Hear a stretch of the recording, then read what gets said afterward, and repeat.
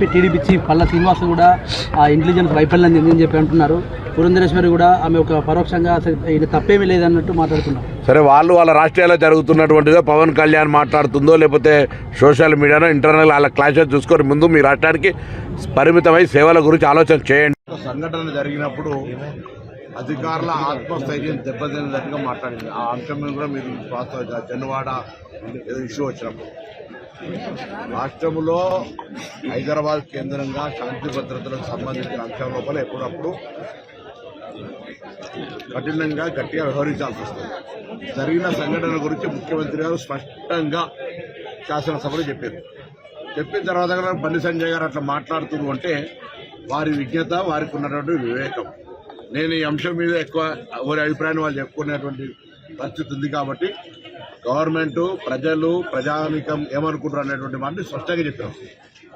ఇక నేను ఇంతకుముందు కేంద్ర మంత్రిగా ఉన్నప్పుడు వారు గౌరవనీయులు, వారు మరొక్కసారి నేను విజ్ఞప్తి చేస్తా ఉన్నా, ఆ కుటుంబాన్ని కూడా పరామర్శ చేసి రమ్మని కోరుతా ఉన్నా. వారిని ఏ విధంగా చనిపోయినరు, మిగతా హాస్పిటల్ ఉన్నారు, ఆ పరిస్థితిని చూసొచ్చి అప్పుడు స్పందించమని నేను బండి సంజయ్ గారిని కోరుతాను. నేను అల్లు అర్జున్ ప్రశ్న పెట్టినా అదంటే దీనికి సంబంధించి ఏదైనా ఆల్రెడీ శాసనసభ వేదికగా గౌరవ ముఖ్యమంత్రి గారు ఇప్పుడున్నటువంటి జరుగుతున్నటువంటి జరిగినటువంటి అన్ని స్పష్టంగా చెప్పినారు.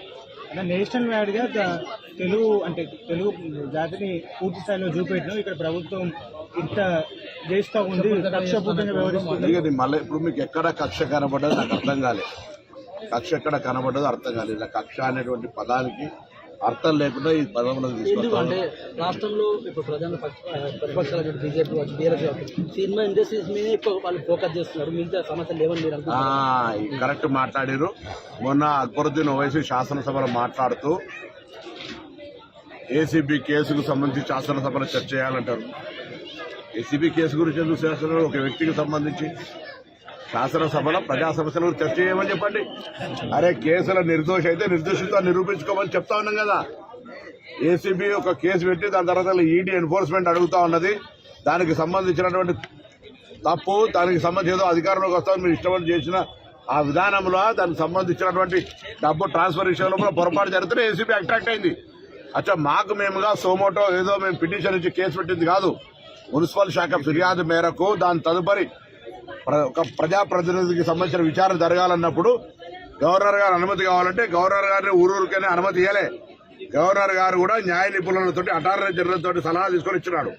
ఈ అంశాన్ని చర్చ చేయమని డిమాండ్ చేసిన వాళ్ళు శాసనసభలో బిజినెస్ అడ్వైజరీ కమిటీ చర్చ అవుతుంది. నేను సభ్యునల్లా అంటే శాసనసభలో ఏమైనటువంటి అంశాలు చర్చ చేయాలని మేము లగచర్ల రీసెర్చ్ చేయడానుకున్నాం. రైతు రుణమా, రైతుకు సంబంధించిన అంశం చేసినాం, భూభారత చేసినాం, అన్ని రకాల మున్సిపాలిటీ యాక్ట్, గ్రామ పంచాయత్ ప్రతిదీ ఏమేమి అడుగుతారు అన్ని చేసినాం. ఆ మాట అడగలే వీళ్ళు. అప్పటికే ఏసీబీ కేసుకు సంబంధించినటువంటి కార్ రేస్ విషయంలో చర్చకు అడగలే.